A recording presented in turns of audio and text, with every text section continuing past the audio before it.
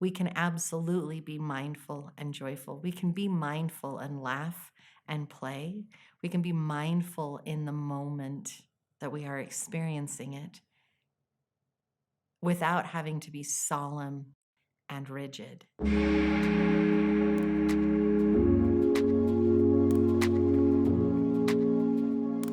So, I recently had the opportunity to experience something called forest bathing. It was a group activity, and it sounds shocking, I know, but it is not at all what you are thinking about. There are about 10 of us in this group, and it was truthfully an exercise in mindfulness. It was walking through this beautiful property. We all left our phones away so that we wouldn't be distracted. And we were all barefoot, and we were walking so slowly and silently through these grounds. And the guide that took us through this property would prompt us with different suggestions, like feel how the different parts of your foot, pay attention to how the different parts of your foot feel on different textures. So there was a sidewalk, there was grass, and then there was like the mulchy forest floor that we were encountering.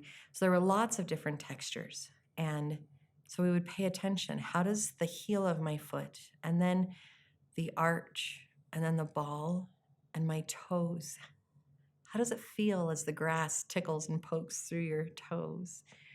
Or how does it feel on the arch when it tickles it? Or she would say, listen to the sounds that are surrounding us. What do you hear? And can you figure out where it's coming from? And what can you hear that's further away that you haven't paid attention before? Or look at the way the plants are moving. And now let's tap into that childlike wonder and see, what if those plants are moving of their own free will and choice, not necessarily because of the wind, but because they want to move or they want to stay still. Just play around with it. And we stopped and we connected with this beautiful tree, banyan tree, and it had the roots that were coming down. And she said, hey, just think about the crazy thought that we breathe out and it takes that in, and then it gives us oxygen. And there is this beautiful relationship between us and the world around us. And we don't pay attention to that very often. It was a wonderful exercise, and it was absolutely delightful. And as we walked, I allowed myself to really just enjoy the moment. And when she said, let your childlike wonder come out, you have to understand my inner child is happy and playful and giggly and a little mischievous. And she wonders at everything. Everything delights me. And so I sunk into the experience, and she would tell us, imagine this or imagine that. And I would feel the blades of grass tickle between my toes, and I would giggle. And after I giggled, because my inner child was so happy in that moment, she would say, and we'll come back to mindfulness. And then we would keep walking. Now, I was fully in the exercise, and I was doing exactly what she had asked us to do. And yet every time I allowed that little inner child to giggle at the moment and express this delight that was just bubbling out of me, and she would say, and we'll come back to mindfulness, I felt like this little kid that was getting their hands smacked from trying to get in the cookie jar. I felt like being this little inner child and allowing myself to be in that moment was wrong. And somehow I needed to change because I was not performing right for this adult that really wanted us to do things in a certain way. I really struggled for a moment, and yet I also tapped into my adult side. So while I'm being youthful and enjoying this moment and really diving into it, my adult side would soothe my child side whenever she would say, "Come back to mindfulness." My adult side would say, "It's okay, you're doing good," and give myself a little pep talk. And I would just keep being present in the moment. And then I might stifle a little giggle at how the wind tickled my arm, or how I'd walk through a spider web and instead of freaking out and shrieking, I would just kind of giggle and shake my head. And I would give myself permission to absolutely be present in the moment and experience, this opportunity, exactly how I personally wanted or needed to experience that as a childlike person wondering at the world around me. Now, at the end of this,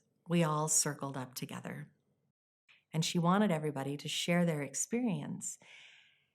So I was grateful that I was towards the end of this group. So I got to listen to everybody else's response. And then I came up to my own. And what came to me and what really was in my heart and came out of my mouth was, there were moments that the ground was absolutely uncomfortable and prickly. And they reminded me of the difficult moments in life when my feet were just being scratched, or I really wanted to hop to the other foot, but I was scared that it would hurt. There are difficult times in life just like this, where it's uncomfortable and challenging, and we really want to just kind of get out of it, but we can't, because we can only go at the pace that is already set or is already happening. And we really need to deal and feel and be in that moment so that we can learn the lesson that needs to be learned and then move forward.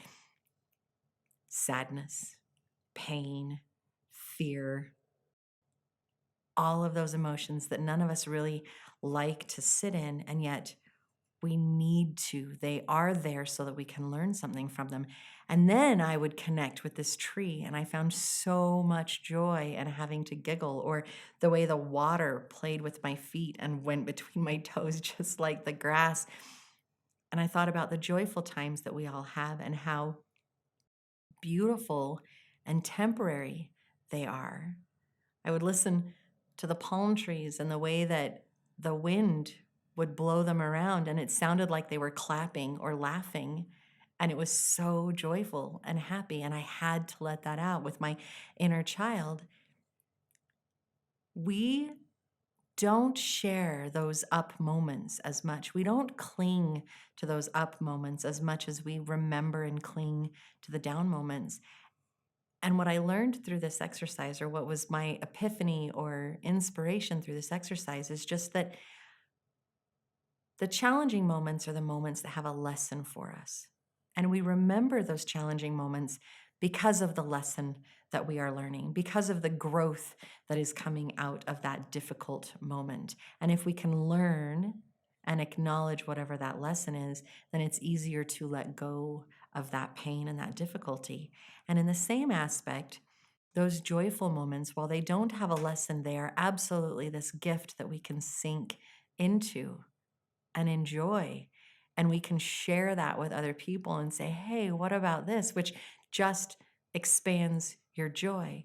Just like misery loves company and people share more of the misery, the joy, sharing that with other people uplifts them and makes them happier too. And you just have this abundance of positive, absolute happiness in that moment. Now, when I shared this inspiration, her demeanor towards me changed.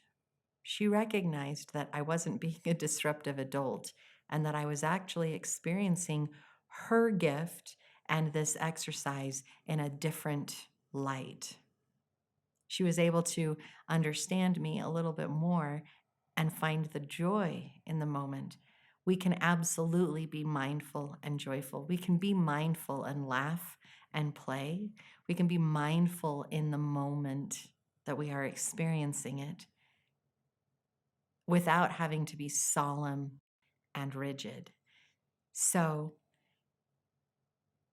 in the avenue of being happy and joyful and mindful in the moment and returning to that childlike wonder.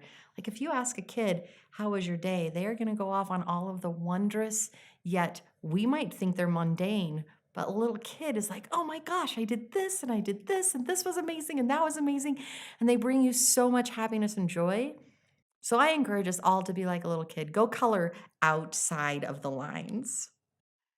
Go pet some cats. Go snuggle a stuffed animal. Go play King of the Rock while you're running around and bouldering. Just have a good time and return to that moment. Or maybe imagine what the trees are saying while they clap away in the breeze.